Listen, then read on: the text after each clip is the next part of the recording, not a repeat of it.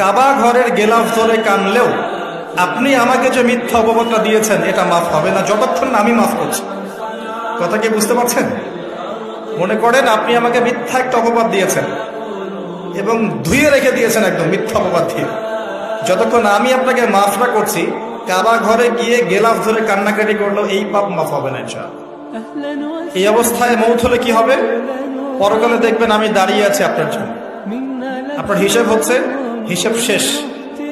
আপনি সালাত, সওম, হজ জাকাতে নেকি নিয়ে উঠেছেন, কিন্তু দেখছেন আমি দাঁড়িয়ে আছি, আমার মতো আরো 10 জন দাঁড়িয়ে আছে।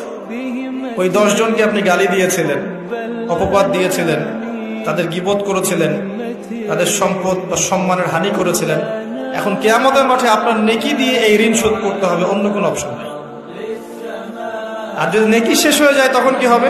তখন আমার আমলনামা থেকে কিছু গুনাহ আপনাকে নিতে হবে। আল্লাহ পাক ন্যায় বিচারক।